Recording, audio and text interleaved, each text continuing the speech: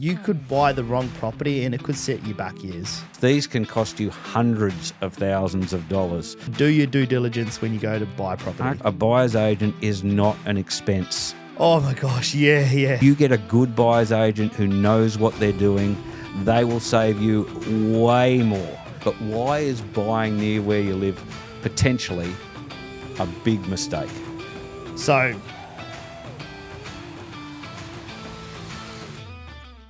hello and welcome to another episode of the Bought and Built podcast. My name is Adam, and today is an episode for any investor who's ever gone out there and made a mistake, because there are a number that we have all made. In fact, today we're unpacking the top 5 mistakes that investors can make so that you don't make them. I'm here with buyer's agent Nathan Prasad from Envision Property, who's going to break this all down for us. Nathan, welcome to the podcast. thanks, Adam. I'm really excited to unpack this because I've personally made a lot of these mistakes. So hopefully I can stop other people from making them. Perfect, mate. Perfect. All right. So let's go straight into them. Number 1, buying near where you live. Now, we've talked about this actually in a previous podcast. People feel comfortable more. There's this emotional attachment to, well, I could drive past it, I could see it. But why is buying near where you live potentially a big mistake? So to paint a picture, when we're looking for suburbs, we cross-reference 15,000 suburbs across Australia. Wow. So if you're just buying in your backyard, you're only really referencing, 5 suburbs. You could potentially be missing out on the next hotspot or the next, spot where you could probably spend 100 or 200K less and have less debt with the better cash flow. So there's so many reasons why it couldn't be a good idea. So I just genuinely believe, and it's pretty straightforward now. Like, you've got AI and all of that. Just go and plug in and just have a look at the price point. Biggest thing you really want to look at these days is how much has your suburb or your neighboring suburb grown by? How close is it to a major capital city? Just try to tick off a lot of those boxes before you decide to buy in your backyard. Yep.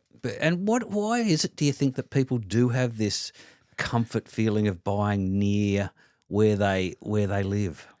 Oh, when I went to go buy my first home, I always bring this up, but I brought in Bronte Heights and Logan, and that was just, I grew up in Regent's Park, and Bronte Heights was the suburb that was right next to it, and I could afford in that suburb.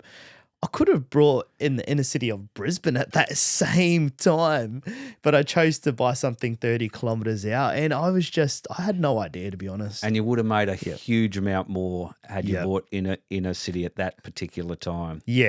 Yeah, 100K more. Well, again, this is a great reason why using a buyer's agent who knows the region and knows the things to look at. Do your own research, but that's where you bring in a huge amount of value. So look further afield than we know. Familiarity makes you feel comfortable, but and you may be lucky and pick up a decent deal and what you're looking for, but by looking much further afield, you've got a much better chance of cracking a good deal, a really good deal. Yeah, and the other thing too is if you got more suburbs to target, you've got more real estate agents to email, text, and call. There's a higher chance of you getting that sale where they need to sell quickly. Absolutely. Yep. You're getting more opportunities. Yep.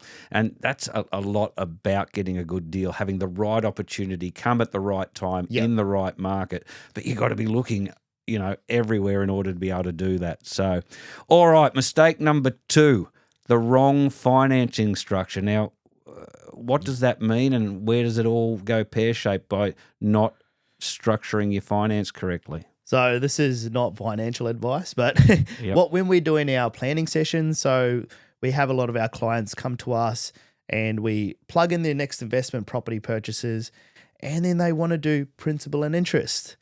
That will make it negative cash flow. Let's give you an example. $400 per week, it's negative cash flow. As soon as you make it interest only, it's only going to negative $200 per week. So there's no point making yourself strain for having principal and interest on your investment property. So that's probably the biggest finance structure I'd say. If you can, try go interest only with your investment loans, because what you'll find is a lot of the banks will front load their interest anyway. So you'll do principal and interest in the first 3 years. You're only paying interest mainly when you see their graphs. They do it in that way because they know that you're going to refinance in the first 3 years. So it's almost pointless doing principal and interest if you're going to refinance in the first 3 years. Sure. So get really good financial advice, as always, when you're structuring this, and look beyond what, just the normal way that everyone's always done it. Be creative and ask, your financial advisors on how to be creative and get the best deal. So All right. Answer your question. Interest only loans. Interest only loans. Perfect. Mistake number 3, optimizing on yield, ignoring growth or vice versa. Explain that to me. So, right now you might want to go chase yield and go to Townsville and get a unit or something like that because you're going to get 6 or 7% yield, or you might want to get one of those hotel homes because they're going to give you a high yield. But you could be sacrificing a lot of capital growth. So sometimes people go and chase these yields in these regional towns, but they do come with an inherent risk factor as well, and they don't come with the same growth. So it's a bit of a balancing act. You want to get yield, but you also want to get growth as well.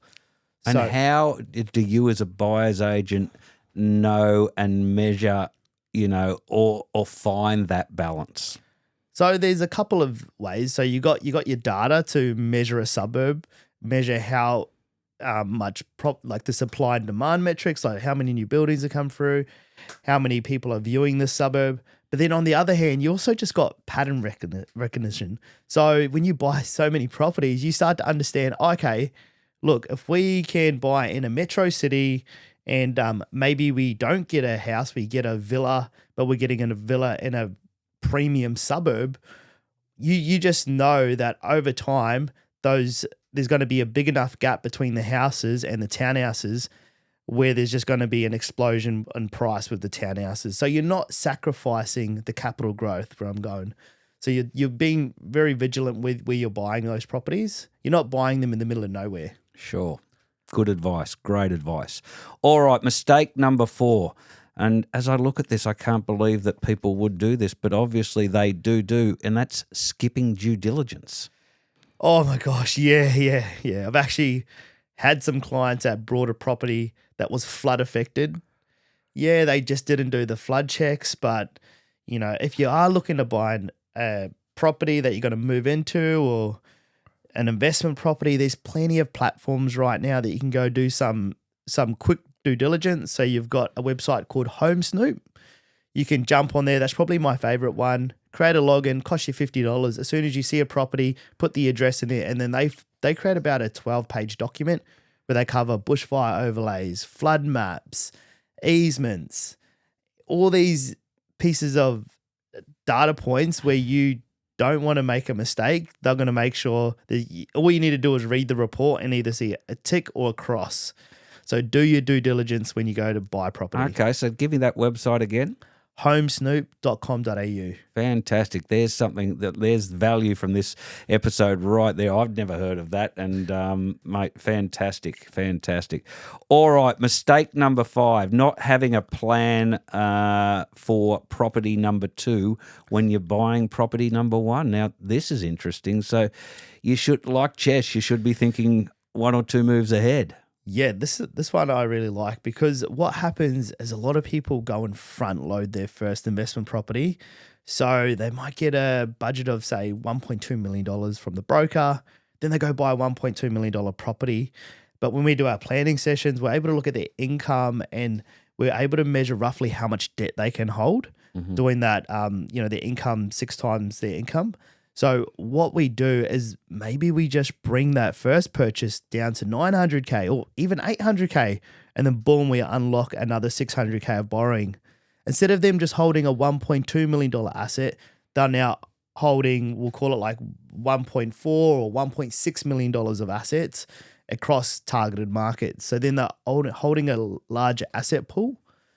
So that's why you don't want to just front load your first investment property. You want to be strategic about it. Okay, I love this, and I love that each time we talk, you talk about everything you go through in a planning session, and every time we speak, Nathan, you're coming up with points that I've never thought of, which again is the value of using a buyer's agent and having this type of advice.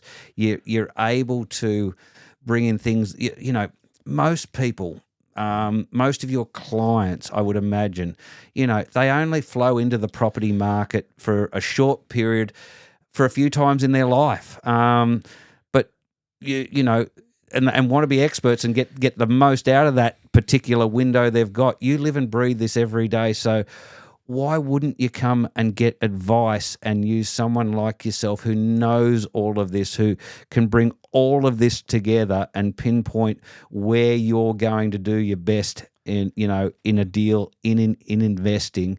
You can't know all this if you're not that. And your broker's going to give you great advice on how to get a loan, but they're not necessarily going to give you the greatest advice on where, how, doing too low, buying less and using more. They'll tell you how much you can borrow. They're not giving you. So yes, use a broker. Do your own due diligence. Do your own research, but give Nathan a call. This is where a buyer's agent brings value that I believe, still in Australia, a lot of people don't realise. Buyer's agents have been around in the US for decades now, and no one doesn't use it. It's like someone's selling. You will have the tiniest percentage who do it on their own and don't do it well. And we're going to get to that point, here in Australia now, where you would just not use a really good buyer's agent for that reason. I just love what you do. Thanks for that, Adam. You explained that really well.